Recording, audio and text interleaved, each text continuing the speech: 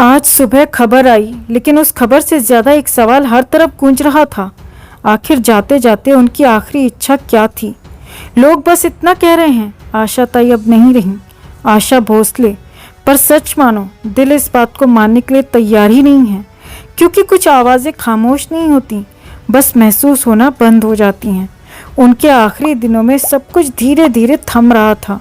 सांसें भारी हो चुकी थीं, शरीर थक चुका था, लेकिन एक चीज़ थी जो अब भी जिंदा थी, उनकी आवाज़। डॉक्टर्स कहते रहे अब आपको आराम करना चाहिए, लेकिन आशा ताई हर बार मुस्कुराकर एक ही बात कहती थी, आराम बाद में, पहले एक सुर और। शायद यही उनकी अधूरी सी इच्छा थी, एक ऐसा सुर जो अभी बाकी था। रात के सन्नाटे में जब पूरा शहर सो जाता था, उनके कमरे से धीमी धीमी गुनगुनाहट आती थी। कोई माइक नहीं, कोई स्टेज नहीं, बस एक कलाकार जो अपनी हर सांस के साथ अपनी आखिरी इच्छा को पूरा करने की कोशिश कर रही थी। और फिर वो दिन आ गया। लेकिन सबसे बड़ा सवाल उनके जाने में नहीं था, बल्कि उनकी आखिरी इच्छा में था। कहते हैं उनके आखिरी 10 मिनट बहुत अलग थे, न कोई घबराहट, न कोई दर्द का शोर, बस एक बहुत हल्की सी धुन, जैसे कोई खुद को ही धीरे धीरे विदा दे रहा हो।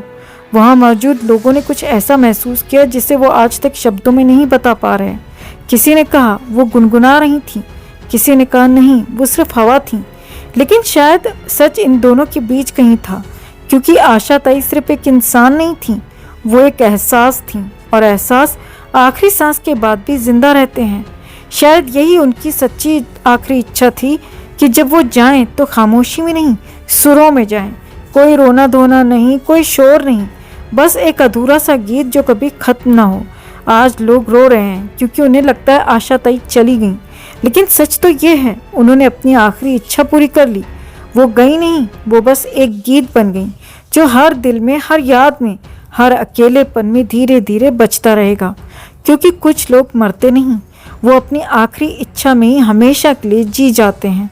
और आशा ताई आज भी हर उस सुर में है जहाँ दिल थोड़ा सा टूटता है और आंखें चुपचाप भर जाती हैं। आज अगर आपकी आंखों में भी थोड़ा सा पानी है, अगर दिल में कहीं हल्का सा दर्द उठा है, तो एक काम ज़रूर करना, आशा ताई के लिए कमेंट में एक शब्द ज़रूर लिखना, लेजेंड या आशा ताई फॉरएवर।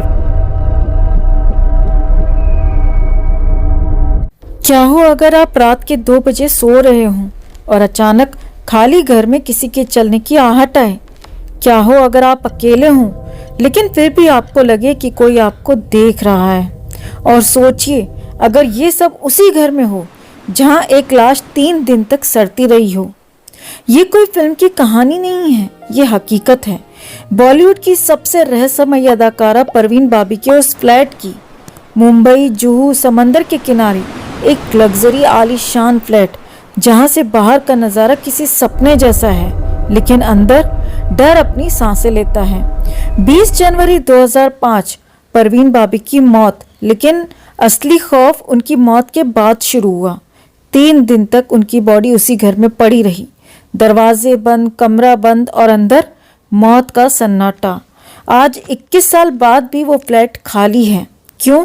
क्योंकि जो भी वहां रहने की कोशिश करता है वो ज्यादा दिन तक टिक नहीं पाता। 2014 में एक शख्स आया, सब कुछ नॉर्मल था, पहली रात, दूसरी रात, लेकिन तीसरी रात उसे लगा जैसे किचन में कोई बर्तन खिसका रहा हो। वो उठा, देखा, कुछ भी नहीं। उसने खुद को समझाया शायद मेरा वहम है, लेकिन फिर रात के करीब 3 बजे उसे महसूस हुआ जैसे कोई उसके बेड के पास खड़ा है। आंखें खोली, कोई नहीं, लेकिन कमरे का दरवाजा धीरे धीरे अपने आप बंद हो गया। अगले दिन उसने नोटिस किया घर में रखी चीजें अपनी जगह से हल्की हल्की बदली हुई थीं, और सबसे अजीब, कभी कभी उसे एक औरत की धीमी आवाज सुनाई देती थी, जैसे कोई कुछ कहना चाह रहा हो, लेकिन शब्द समझ में ना आए।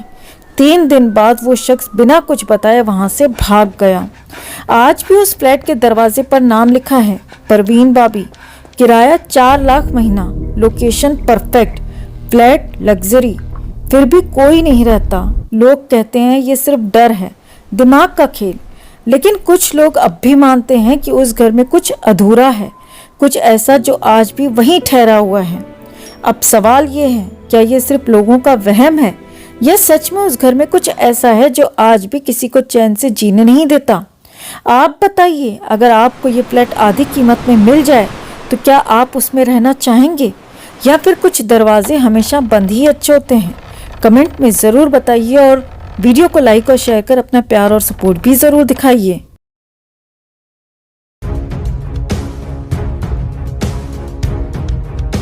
तो सुशांत के जाने के बाद क्यों वहां पर आज तक नहीं टिक पाया कोई भी किराएदार?